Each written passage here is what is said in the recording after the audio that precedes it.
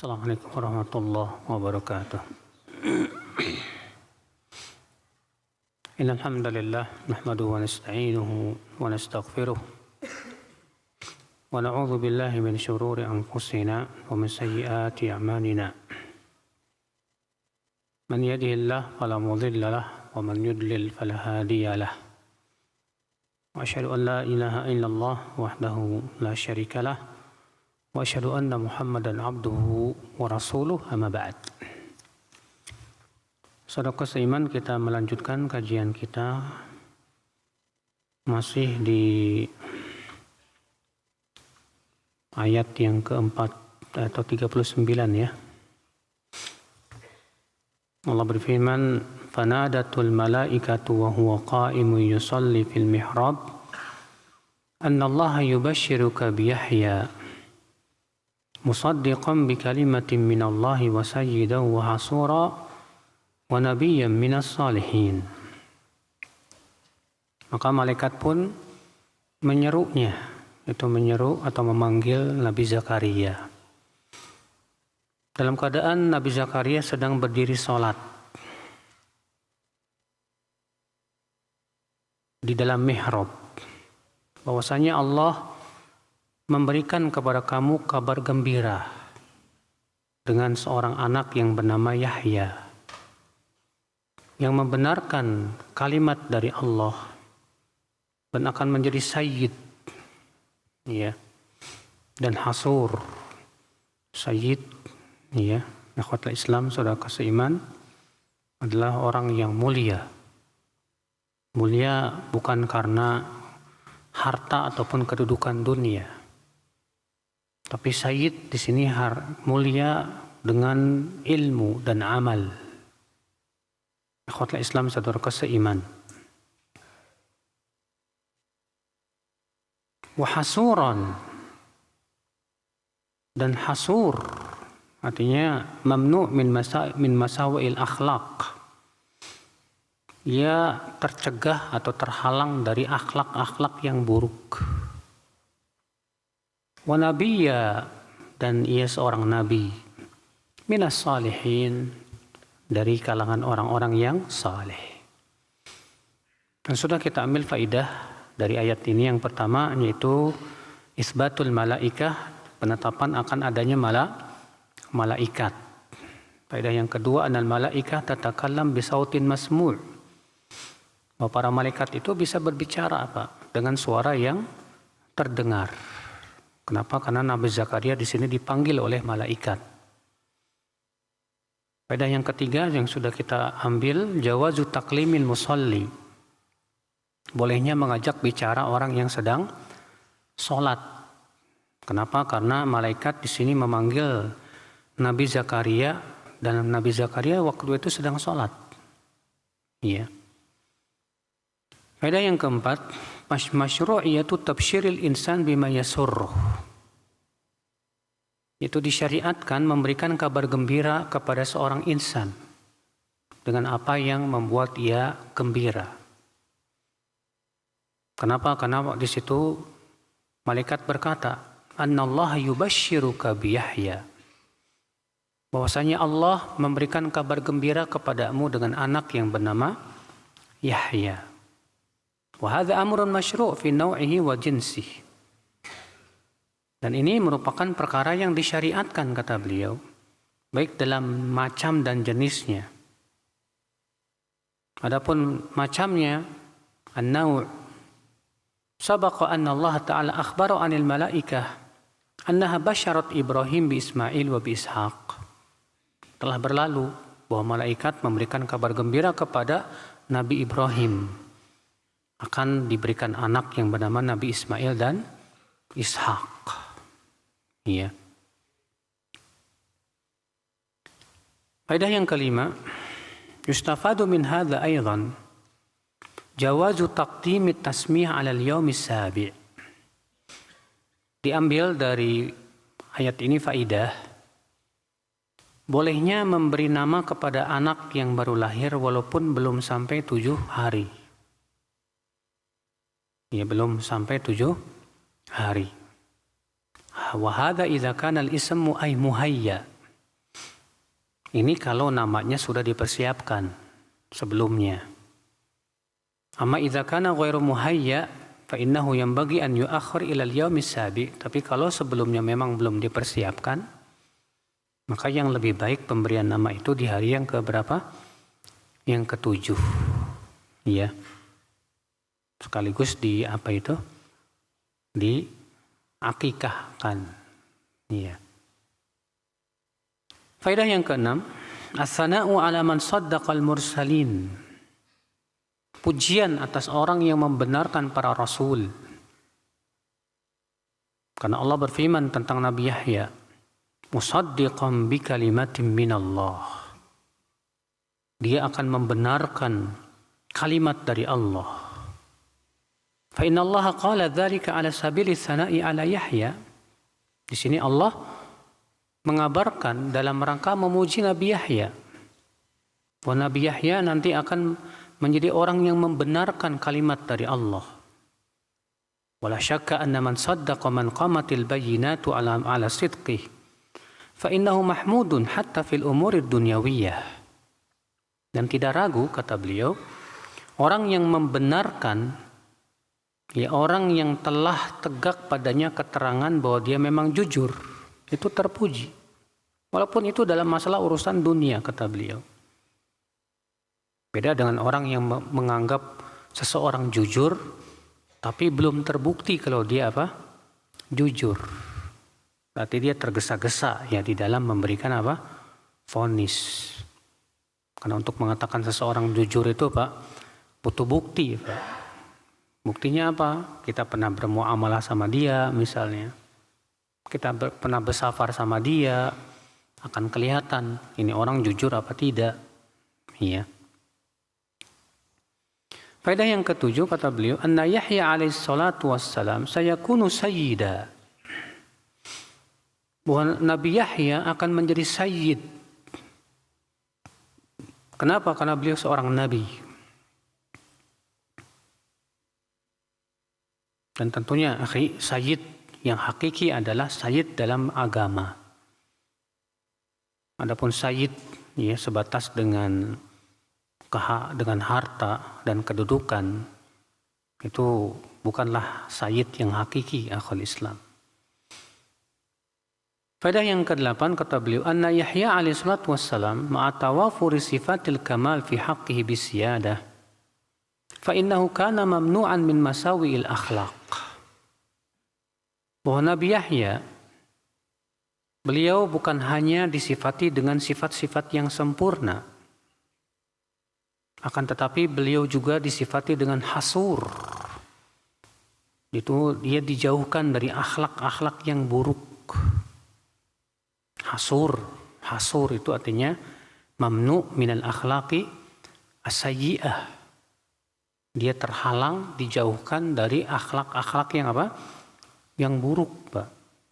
Iya. Faedah yang ke-9, anna Yahya minal anbiya.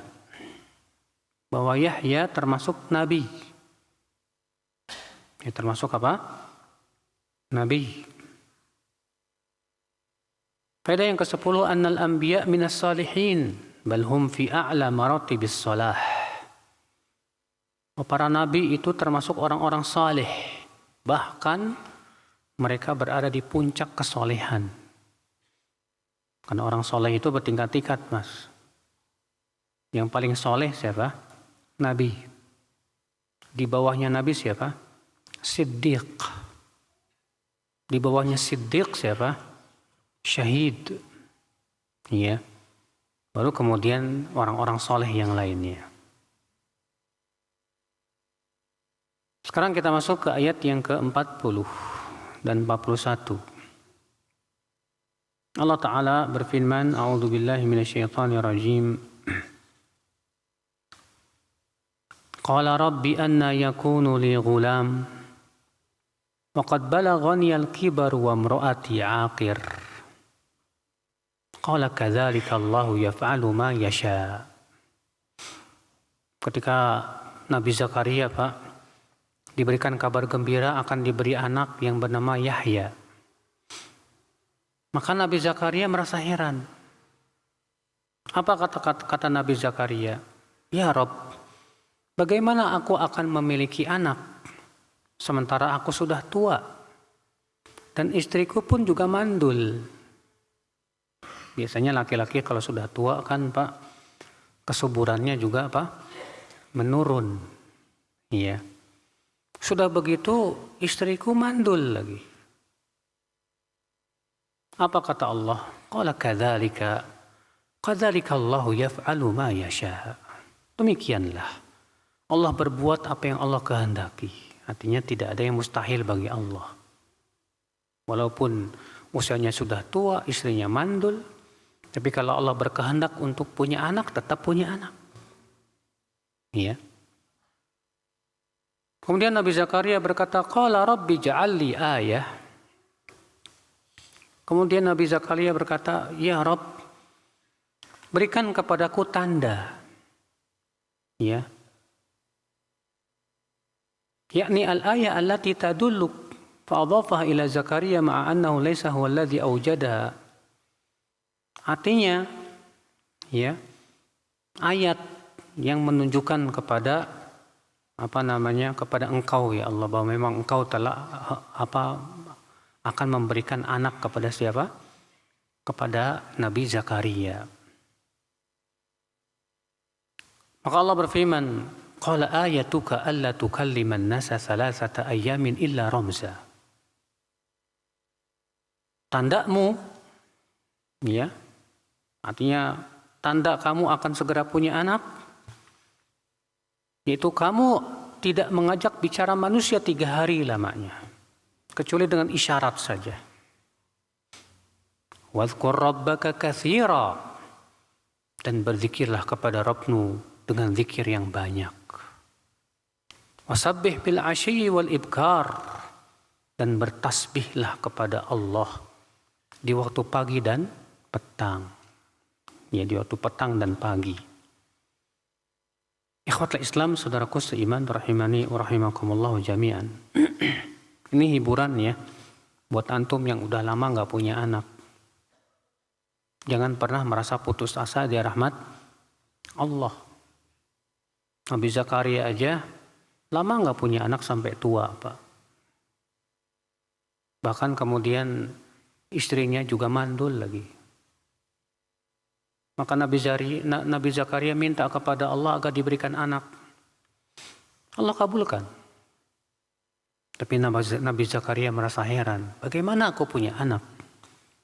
Aku sudah tua. Istriku juga mandul. Tapi tidak ada yang mustahil bagi Allah. Mudah bagi Allah untuk mengabulkan doa-doa kita, Pak. Maka kita pun jangan merasa putus asa. Mintalah terus kepada Allah, ya, dan banyak-banyak mendekatkan diri kepada Allah Subhanahu wa taala. Kata Syekh Muhammad bin Shalih Utsaimin rahimahullah, min fawaidi al-ayatain al-karimatain. Faidah-faidah yang bisa kita petik dari 2 ayat ini. Annahu la haraja 'alal insan fi talabi ma tatma'innu bihi nafsuhu. Lianna Zakaria lam yashukka fi khabarillah, lakin arada an yataqaddam ilaihi al-farah wal istibsyar bi quwwatil barahin. Bahwa tidak apa-apa seorang insan meminta sesuatu yang bisa menenangkan hatinya. Karena Nabi Zakaria kan dikasih kabar gembira sama malaikat bahwa Allah akan memberikan kamu seorang anak yang bernama Yahya. Nah, Nabi Zakaria minta kepada Allah ayat tandanya supaya lebih tenang kepada hatinya. Bukan karena Nabi Zakaria ragu akan janji Allah Subhanahu wa taala. Ya. Faedah yang kedua, jawazu wasfil insan bima yakrah. Idza kana al-murad mujarradul bayan laqlal qadah wal aib. Bolehnya mensifati seorang insan dengan sesuatu yang ia tidak suka kalau maksud tujuannya hanya sebatas untuk ia memberitahu saja, bukan untuk menjelek-jelekan. Dari mana yaitu perkataan Nabi Zakaria, wa mro'ati akir. Ya Allah, bagaimana aku akan punya anak sementara aku sudah tua dan istriku mandul. Ya. Dan kata-kata Nabi Zakaria di sini, istriku mandul, bukan dalam rangka menjelek-jelekan istrinya, tapi hanya sebatas mengabarkan bahwa istriku mandul dan aku sudah tua, bagaimana aku punya anak, ya Allah. Iya. Ikhwatul Islam, saudaraku seiman, rahimani wa rahimakumullahu jami'an. Faedah yang ketiga, isbatu fi'lillah. Penetapan akan adanya perbuatan Allah. Ini disebut dengan sifat fi'liyah, sifat perbuatan. Dari mana itu Allah berfirman, qala kadzalika Allahu yaf'alu ma yasha. Demikianlah Allah berbuat apa yang Allah kehendaki.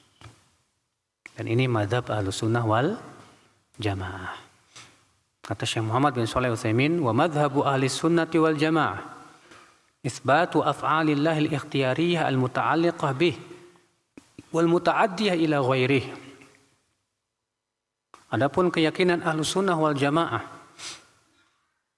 menetapkan bahwa Allah memiliki perbuatan yang berhubungan dengan ikhtiyariyah, yang bersifat ikhtiyariyah, itu berhubungan dengan kehendak Allah. Iya. Contoh perbuatan yang berhubungan dengan kehendak Allah apa, Pak? Banyak. Allah tertawa.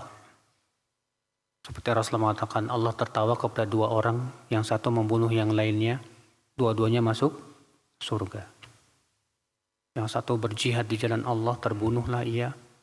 Lalu orang yang membunuhnya masuk Islam, berjihad lagi, terbunuh lagi. Dua-duanya masuk surga. Maka Allah tertawa kepada dua orang itu. Perbuatan tertawa berhubungan dengan apa? Kehendak Allah. Maksudnya kapan Allah tertawa, kepada siapa Allah tertawa, ya terserah Allah Subhanahu wa taala. Contoh lagi apa, Pak? Berbicara. Allah berbicara sesuai dengan kehendaknya. Kapan Allah berbicara, dengan siapa Allah mengajak bicara, ya terserah Allah. Ya. Demikian pula Allah turun ke langit dunia. Ini perbuatan dan berhubungan dengan ikhtiar, kehendak Allah. Ya.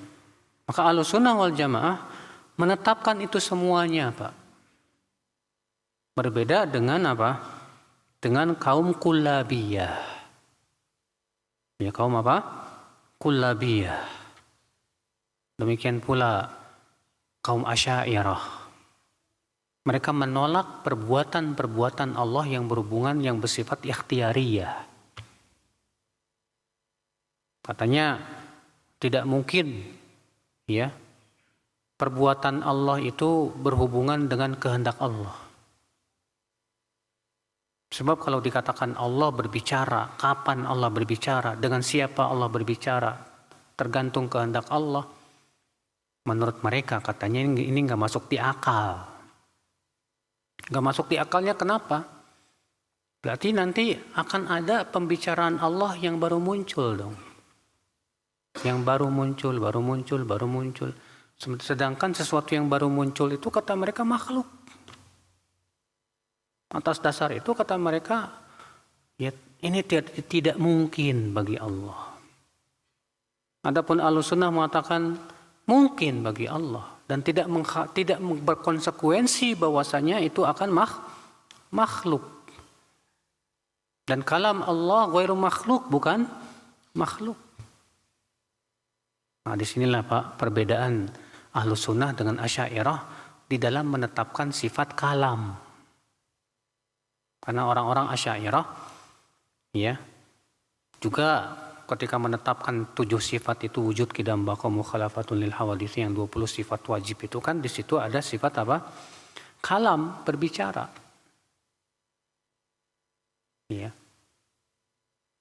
Nah, kaum Asy'ariyah yang belakangan mereka mengatakan bahwa Allah tidak berbicara dengan suara yang terdengar.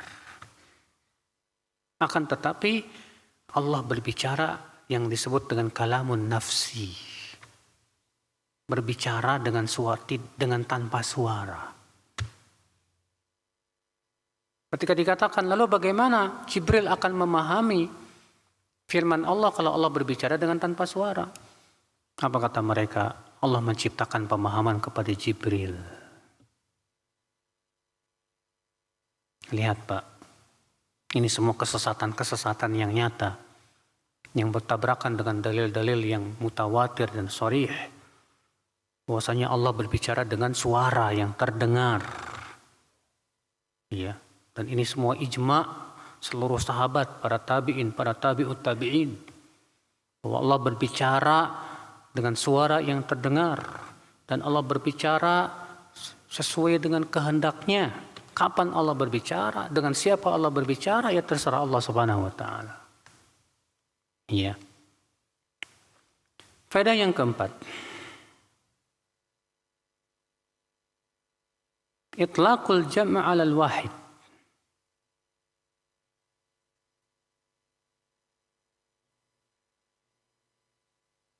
Memutlakkan jamak kepada satu.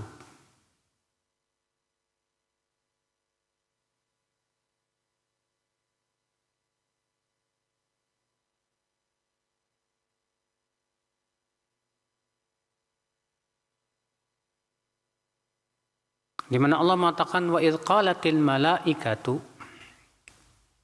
dan ingatlah ketika para malaikat berkata, padahal yang berkata itu cuma satu malaikat saja, tidak banyak. Itu maksudnya. Faedah yang kelima, isbatul masyiati lillah. Penetapan akan bahwa Allah memiliki kehendak. Dan masyiah Allah Pak, ada dua macam. Ada masyiah kauniyah, qadariyah. Ada masyiah syar'iyah, diniyah. Kehendak Allah yang pertama itu kehendak yang berhubungan dengan apa? Kauni qadari, ketentuan-ketentuan Allah. Dan ini tidak berhubungan dengan cinta dan ridha Allah. Ada lagi kehendak Allah yang berhubungan yang disebut dengan kehendak syar'iyah qadariyah. Ini berhubungan dengan cinta dan ridha Allah. Contoh kehendak Allah yang sifatnya kauni qadari apa Pak? Allah mentakdirkan adanya iblis. Tapi apakah Allah mencintai iblis? Tidak. Allah mentakdirkan adanya perpecahan. Tapi apakah Allah suka kepada perpecahan? Tidak. Allah mentakdirkan adanya babi, adanya anjing yang Allah haramkan. Apakah berarti Allah menyukainya? Tidak. Kenapa Allah ciptakan itu semua? Imtihanan, sebagai ujian untuk manusia. Adapun masyiah kauniyah qadariyah, syar'iyah diniyah, seperti Allah berkehendak agar manusia menaati dirinya. Dan agar manusia meninggalkan maksiat. Allah menghendaki adanya ketaatan dan Allah cinta kepada ketaatan. Allah menghendaki agar ditinggalkan kemaksiatan dan Allah cinta kepada meninggalkan kemaksiatan. Nah, masyiah Allah yang sifatnya kauniyah qadariyah pasti terjadi. Pasti apa? Terjadi, Pak. Kalau Allah berkehendak jadi dia. Nggak mungkin yang Allah kehendaki terjadi kemudian tidak terjadi, itu tidak mungkin. Kecuali atas keyakinan orang qadariyahnya yang sesat gitu ya. Kalau Ahlussunnah meyakini bahwa semua yang Allah kehendaki terjadi pasti terjadi. Dan semua yang Allah kehendaki tidak terjadi, tidak mungkin terjadi. Iya, makanya para ulama mengatakan masya'a kana, ya, apa yang Allah kehendaki terjadi pasti terjadi. Malam yasha' lam yakun, dan apa yang Allah kehendaki tidak terjadi, tidak akan mungkin apa? Terjadi. Adapun masyiah syariah diniyah belum tentu terjadi. Allah berkehendak supaya ditaati, tapi ternyata ada yang tidak taat. Ada yang tidak apa? Taat. Makanya bisa terjadi Pak, pada diri seseorang itu terkumpul dua kehendak Allah. Kehendak kauniyah qadariyah dan kehendak syariah diniyah. Seperti seorang mukmin yang jatuh kepada maksiat. Dari satu sisi itu kehendak Allah yang bersifat kauniyah qadariyah, tapi dari sisi yang lainnya ya syariah diniyah. Ikhwatul Islam, saudaraku seiman. Faedah selanjutnya, jawazul bahats amma yazidu bihil iman. Wa in kana al-imanu mawjudan. Bolehnya mencari atau membahas sesuatu yang bisa menambah keimanan. Walaupun keimanan itu sudah ada, tapi kita dengan cara membahas itu semakin menambah apa? Keimanan. Iya. Karena Nabi Zakaria meminta kepada Allah sesuatu yang bisa menambah keimanannya. Apa kata Nabi Zakaria? Qala rabbi ij'alli ayah. Ya Allah, jadikanlah untukku tanda. Iya. Demikian pula Nabi Ibrahim. Ketika Nabi Ibrahim minta kepada Allah diperlihatkan bagaimana Allah menciptakan makhluk yang sudah mati. Allah berfirman apa? Awalam tu'min. Apa kamu tidak beriman, hai Ibrahim? Apa kata Nabi Ibrahim? Qala bala. Iya, aku beriman ya Allah. Walakin lihat ma'inna qalbi. Namun supaya lebih bertambah lagi keyakinanku ya Allah. Iya. Faedah yang selanjutnya, yang keberapa? Ketujuh. Tamamu qudratillah subhanahu wa ta'ala bi khawariqil adat. Oh, Allah sangat mampu Pak untuk mengadakan sesuatu yang secara akal mustahil. Yang disebut dengan khawariqul adat, di luar kebiasaan. Iya. Fa inna kauna Zakaria alaihi salatu wassalam la yukallimun nas illa ramza. Lakin fi bab at-tasbih yantaliqu lisanuhu. Hadza min ayatillah. Karena Nabi Zakaria tidak pernah berbicara kepada manusia kecuali dengan isyarat saja. Selama 3 hari itu. Akan tetapi dalam masalah tasbih, lisannya selalu bertasbih. Dan ini termasuk ayat-ayat Allah subhanahu wa ta'ala, kata beliau. Faedah selanjutnya, akhi. Anal ayah qad takunu ala aqsi ma talabat yalahu. Fahiya qad tulibat ditahaqquqil wujud fima basyara bih. Wal ayah kanat al-aqs. Kanat i'dam mawjud wa huwal kalam. Bahwa ayat itu yang Allah berikan terkadang tidak sesuai dengan yang diminta. Karena Nabi Zakaria itu kan minta ayat. Tapi ternyata Allah malah menyuruhnya supaya Nabi Zakaria tidak berbicara dengan manusia. Tidak sesuai dengan permintaan Nabi Zakaria. Ya. Faedah yang keempat, annal isyarah taqumu maqamal ibarah. Bahwa isyarat itu Pak sama dengan ucapan. Karena Allah berfirman, "Alla tukalliman nasa thalathata ayyamin illa ramza." Itu kamu tidak bicara kepada manusia selama 3 hari lamanya kecuali dengan isyarat saja. Wa hadhil fa'idah mabniyatun ala anna al-isyarah taqumu maqamal ibarah 'inda al-ajzi 'an at-ta'bir. Dan faedah ini Pak menunjukkan bahwa isyarat itu menggantikan ungkapan kalau memang lisan tidak mampu berbicara. Maka pada waktu itu dengan isyarat yang dipahami tentunya. Iya. Faedah yang kelima, yang keberapa? Yang ke-10, annal insana yang bagi lahu idzan qata'a 'anil nas an yusqila waqtahu bi dzikrillah.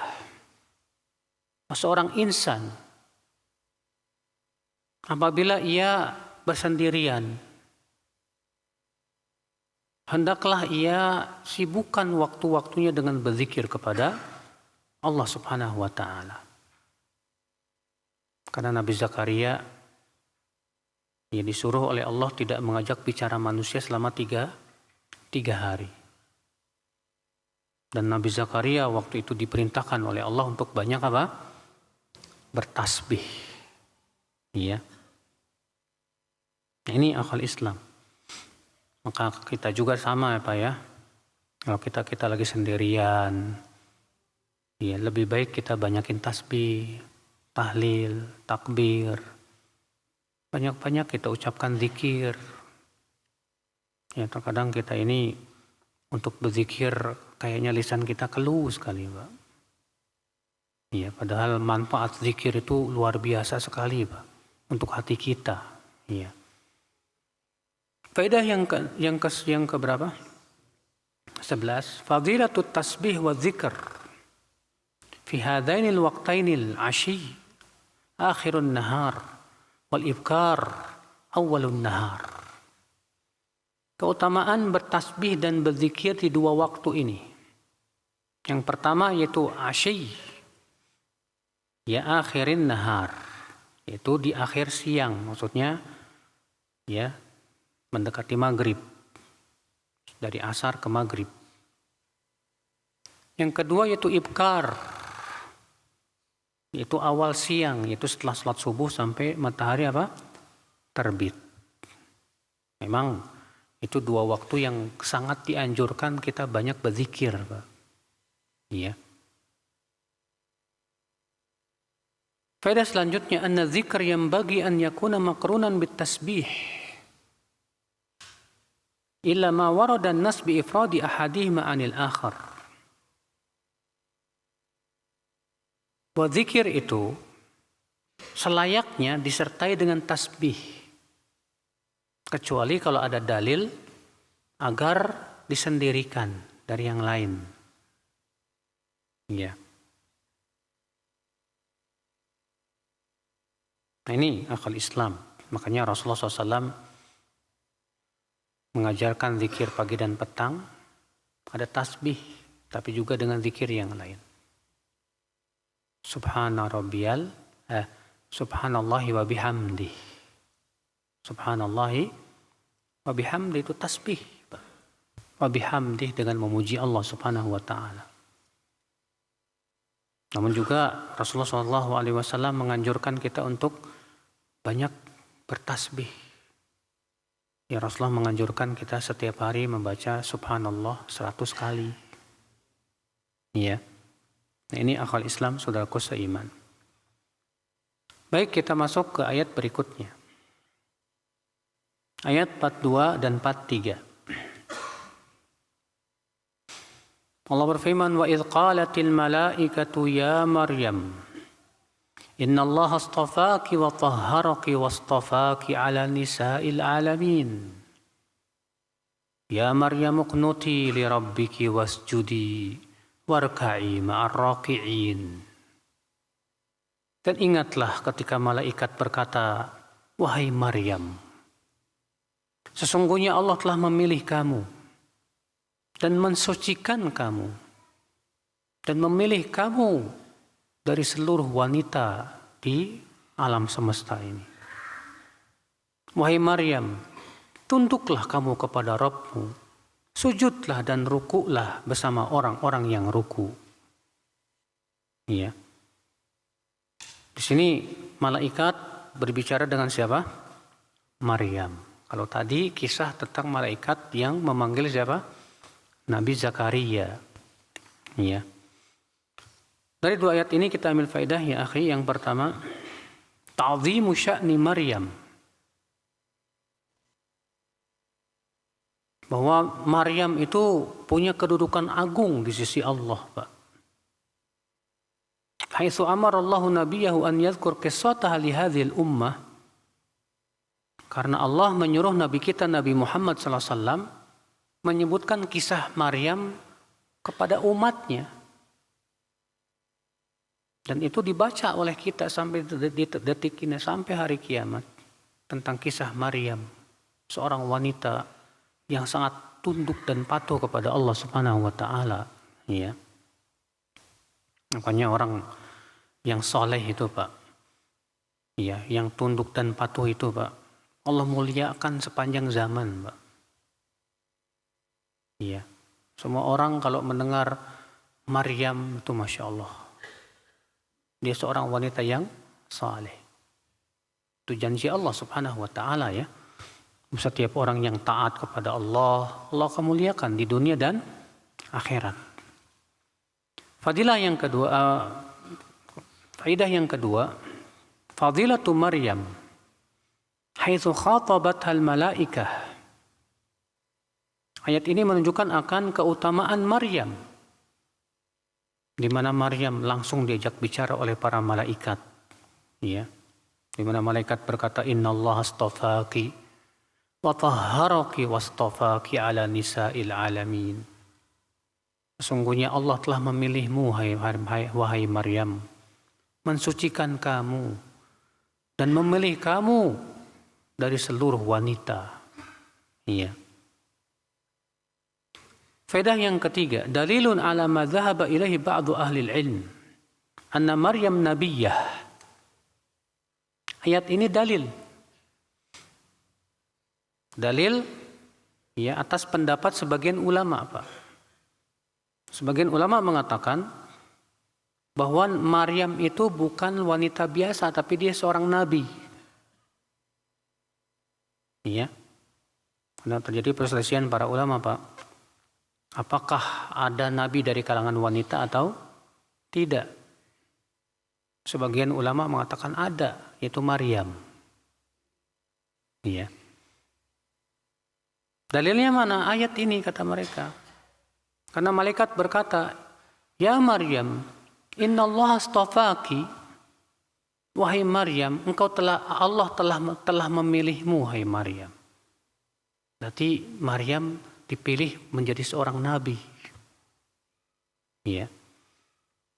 Nah, itu pendapat yang dirajihkan oleh Syekh Muhammad bin Al-Amin Asy-Syanqiti seingat saya dalam kitab Adwa'ul Bayan. Namun Syekh Utsaimin tidak setuju dengan pendalilan ini. Kata beliau, walakin fi hadzal istidlal nadhar li'annahu laysa bisarihin fi annaha nubbi'at wa mujarradu khitabil malaika laha la yusbitu nubuwataha. Namun berdalil dengan ayat ini perlu ditinjau ulang. Kenapa? Karena ayat ini tidak tegas bahwa Maryam diangkat menjadi nabi. Ini hanya sebatas malaikat mengajak bicara siapa? Maryam. Dan itu tidak menetapkan bahwasannya Maryam itu nabi, kata beliau. Ya.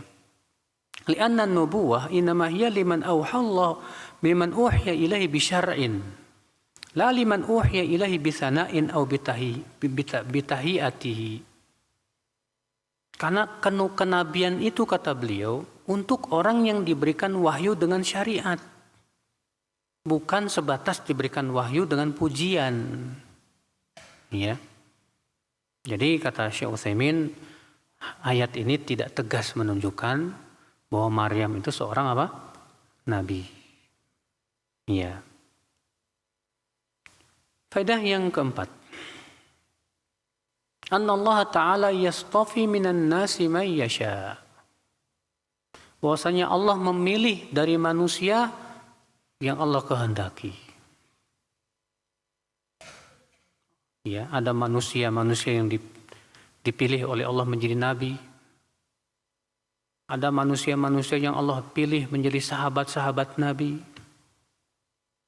Ada manusia-manusia yang Allah pilih menjadi ulama yang akan menjaga syariat Allah Subhanahu wa Ta'ala. Ada manusia-manusia yang dipilih oleh Allah untuk menjadi orang soleh saja. yang banyak beribadah kepada Allah. Itu semua ya akhi, ya Allah yang memberinya, Pak. Allah yang memilih. Makanya kalau antum dipilih sama Allah untuk menuntut ilmu, alhamdulillah. Iya. Orang-orang yang suka duduk di majlis ta'lim, cinta ilmu, dan berusaha mengamalkan ilmu, itu termasuk orang-orang yang Allah pilih. Ya, untuk menjadi orang yang saleh, alhamdulillah. Jangan sia-sia-siakan, Pak.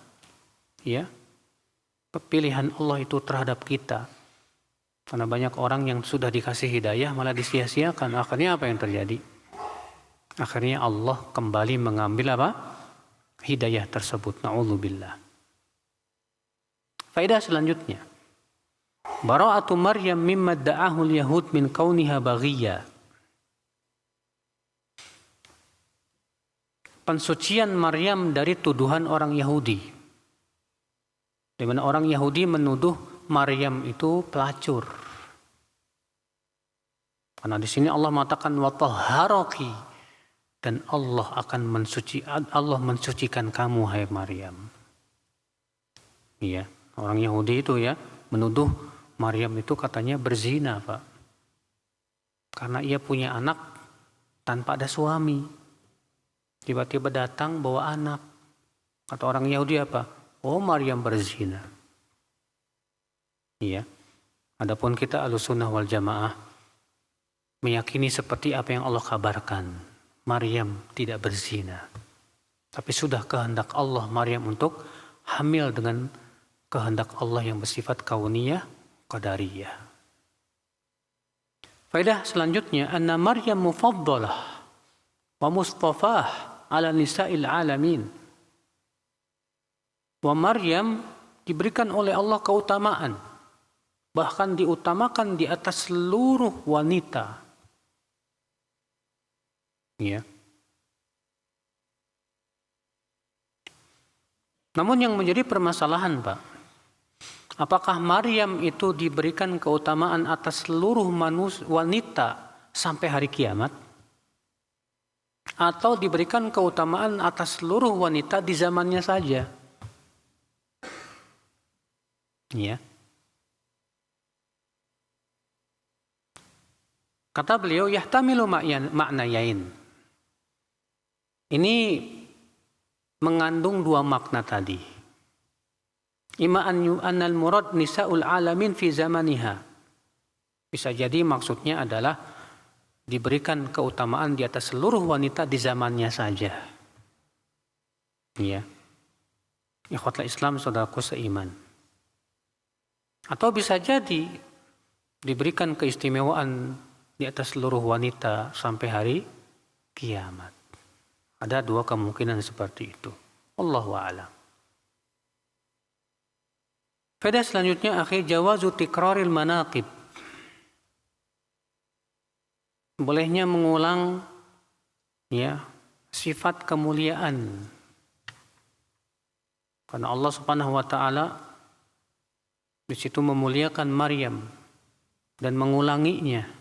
Innallaha astafaki wa tahharaki wastafaki.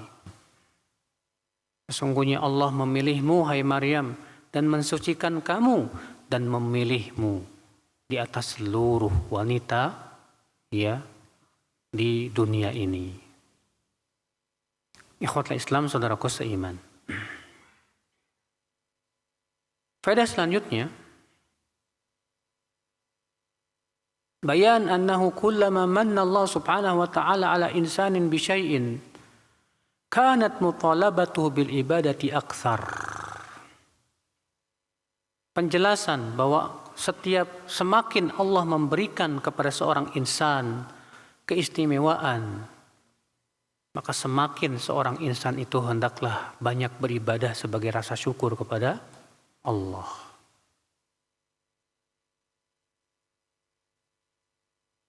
Karena Allah telah memilih Maryam, Pak. Bahkan diutamakan Maryam di atas seluruh wanita. Lalu Allah berfirman kepada Maryam, Ya Maryam uqnuti li rabbiki wasjudi warka'i ma'ar raki'in. Wahai Maryam, tunduklah kamu kepada Tuhanmu sujudlah dan rukulah bersama orang-orang yang ruku sebagai rasa syukur atas pemberian Allah kepadamu. Makanya Rasulullah SAW, Pak, sholat malam itu sampai kakinya bengkak, Pak. Ketika ditanya ya oleh Aisyah, wahai Rasulullah, kenapa engkau sholat sampai kakimu bengkak?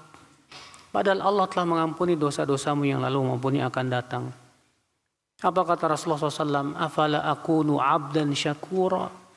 Tidakkah aku menjadi hamba yang bersyukur kepada Allah? Makanya Pak, semakin kita dikasih hidayah, seharusnya semakin banyak ibadah kita kepada Allah sebagai rasa syukur kita kepada Allah. Semakin kita dikasih banyak ilmu, ya. Antum misalnya alhamdulillah dimudahkan oleh Allah untuk menghafal Al-Quran. Itu kan keistimewaan yang Allah berikan kepada antum. Maka hendaknya semakin antum banyak ibadah kepada Allah. Ya. Faedah selanjutnya akhal Islam bayan annahu kullama fadilatul qunut lillah. Keutamaan tunduk kepada Allah. Kunut, apa sih kunut maknanya, Pak? Yaitu dawamut ta'ah wal khusyu', yang senantiasa taat dan khusyuk. Wal istighal bit ta'ah, dan sibuk dengan ketaatan. Itulah makna kunut, Pak. Ini Allah perintahkan di situ, ya.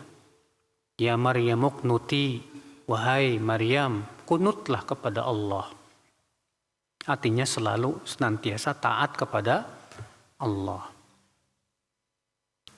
Faedah yang ke-10, fadilatus sujud war ruku', keutamaan sujud dan ruku'. Karena di situ Maryam disuruh sujud dan ruku'. Faedah selanjutnya, akhi, annal ubbad minar rijal aktsar minal ubbad minan nisa. Bahwa ahli ibadah dari kalangan laki-laki lebih banyak daripada ahli ibadah dari kalangan wanita. Ya. Kenapa? Karena Allah mengatakan di situ warka'i ma'ar raki'in. Allah tidak mengatakan warka'i ma'ar raki'at. Ar-raki'in itu kan untuk jamak mudzakkar salim, jamak laki-laki. Sedangkan untuk jamak perempuan kan raki'at gitu kan. Tapi Allah mengatakan di situ warka'i ma'ar raki'in. Berarti itu isyarat bahwa ya, ahli ibadah dari kalangan laki-laki lebih banyak.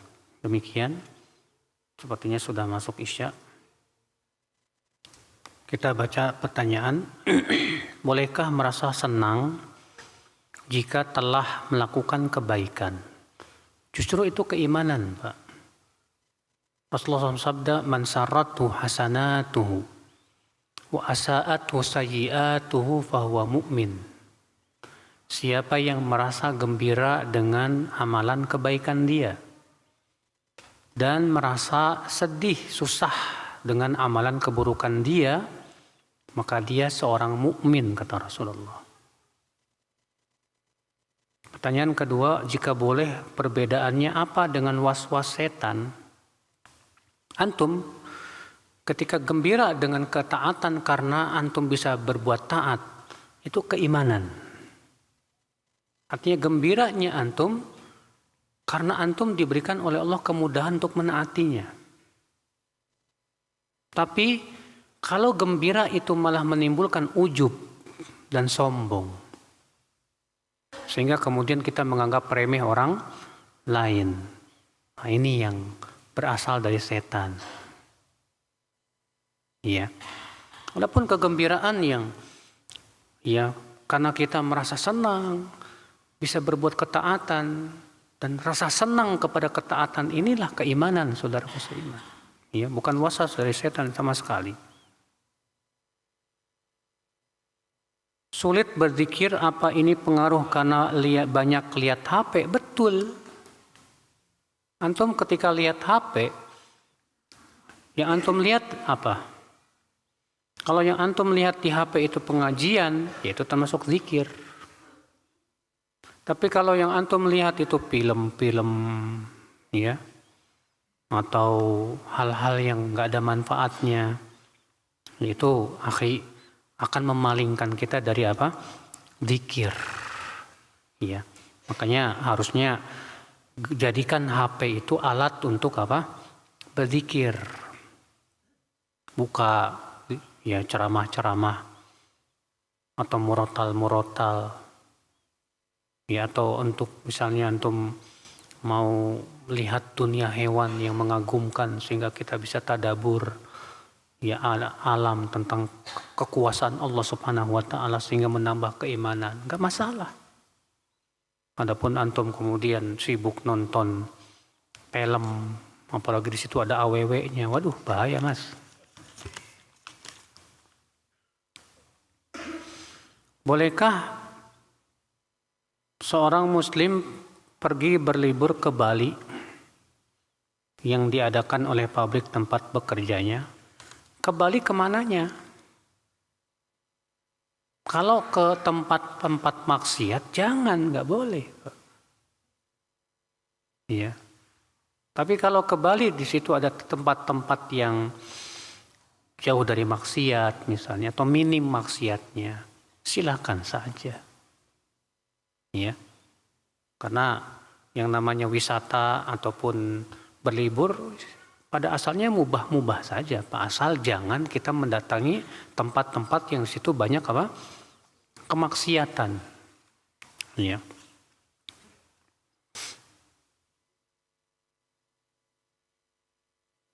Mengenai hadis larangan musik ini yang lagi ramai ini.